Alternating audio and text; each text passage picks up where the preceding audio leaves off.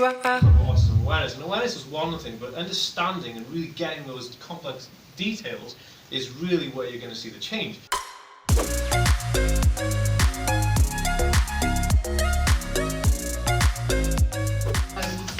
Dan is an example of the autistic talent that we have here in Wales. Dan is a YouTuber who's raising awareness through his channel, TheAspieWorld. I'll leave him to tell you a little bit more.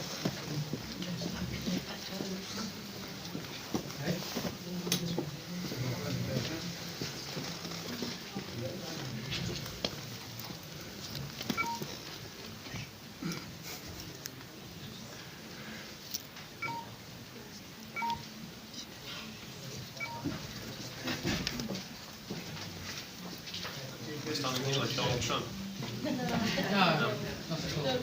No, Less fake tan. Okay, cool. So, like Will said, I'm a YouTuber, or whatever that means, but video influencer is the official title. And my channel is TheAspieWorld.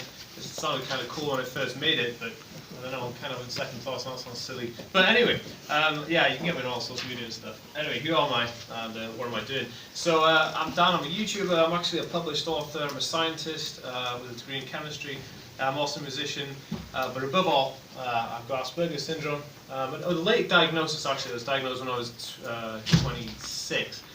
Which was crazy, but you know, not lack of trying. But I just think it was just access to it. My parents were kind of like, anyway. But yeah. So what I do is I make content for the internet, specifically on Asperger's syndrome, and I kind of tailor it around making like hacks. So I tell I break down the spectrum into small pieces of, say, we're talking about like sensory stuff, or we're talking about relaxation or anxiety, and then I'll talk about it and kind of try and express that to an audience, and then I will sort of go into like a hack or a workaround or a way around it, a resolution, and it's cool because what it does is it builds a community of people asking those kind of questions, and the reason I do it is because when I was diagnosed, I didn't know anything about autism or Asperger's syndrome. I just, you get lumped with this diagnosis, and I was like, oh, like, what now, and there was nothing. So I like Googled it, and I couldn't really find stuff. And the National Autistic Society had a great website, but the weird thing about it wasn't very interactive, and there was nobody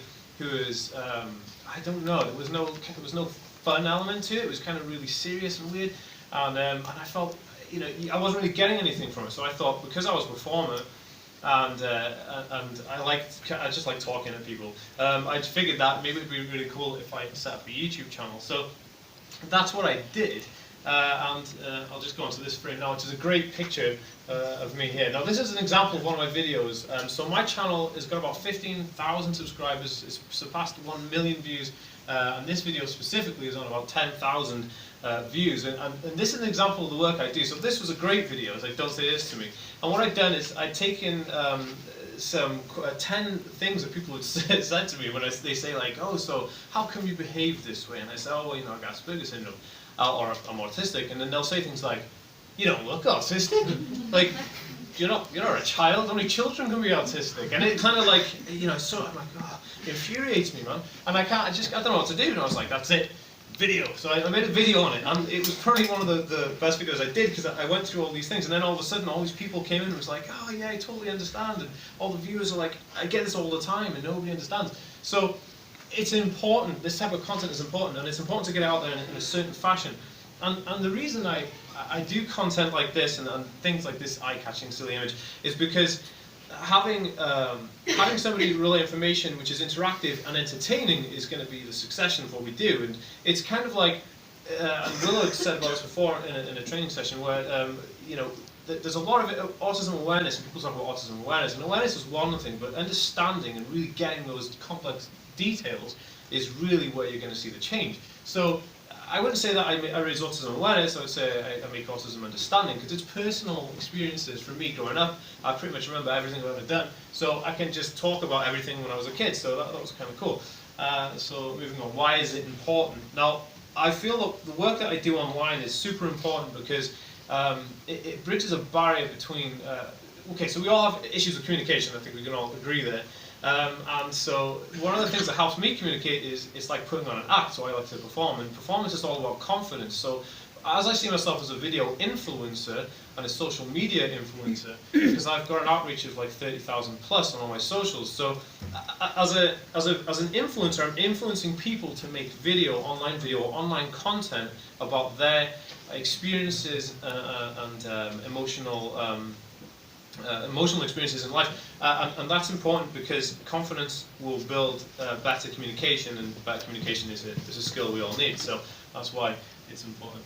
Moving on, why YouTube? And the reason I put the slide up there is just to give you some statistics. Really, YouTube has over 1,300,000,000 active users, and it's the second largest search engine in the entire world, next to Google, which is owned by the same company. So when you're searching for anything, YouTube is going to be the place where people will search for stuff, and it works. You know, I wouldn't have a successful channel, I wouldn't have sponsorship, I wouldn't have all these cool things going on, and endorsements, because I'm actually endorsed by YouTube personally.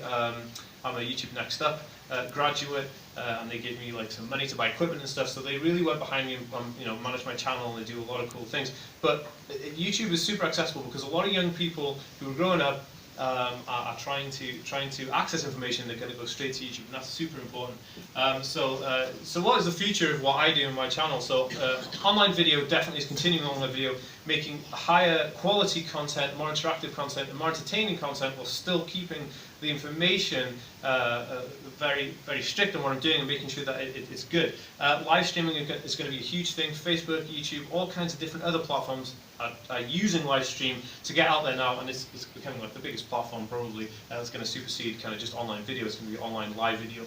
And panels at cons. Now this is interesting because it leads on to the last thing I'll talk about. But panels at cons is I appear at different festivals, YouTube festivals like Summer in the City and VidCon in Anaheim near Los Angeles, which I'm going to next year. But I went to London this year to do one Summer in the City, and it's changing the perceptions of people who view autism as okay. So there's different types of disabilities that people view, and how I see it is that when you go to cons and talk about panels of disabled people, there's never people of neurodiversity, there's never people of autism.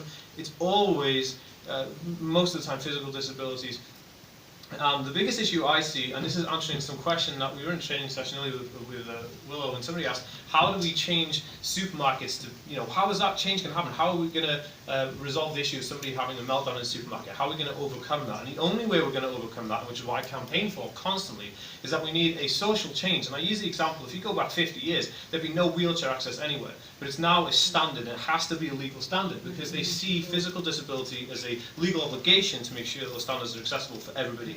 Now, autism needs to be taken seriously as that, which I'm campaigning to make sure it does have that. So at the cons, what I'm doing with my channel management and with YouTube, we are going to the cons to have myself or other people, it doesn't have to be me, but somebody from the autism community representing that in a neurodiverse panel or in a disabled panel, so people can understand that it is a serious disability that needs to be taken seriously. But when we do that, it's an ever-changing thing. But we will change the perception of how stores, how professional bodies make accessibility to their organisations, like a supermarket or a hospital, because some hospitals, well, most hospitals, I think all hospitals I've ever been into, are not really accessible for autistic people, and this building is no exception to these lights. But yeah, I know, I was wearing a hat earlier, I just don't know why I took it. But that is basically my main aim, and where I see myself is building up a brand that I can take and use some power and suggestions to change things for the better and for the good. That's it. Any questions? I have to fly through this presentation because it's a tiny little short one. So if you have any questions, I can try and answer them quickly. If not, I will be hanging about for a little bit. Can we answer questions outside just so we can get the banding, because they're really great. Yeah. Okay, cool. Right, thanks guys, thank you.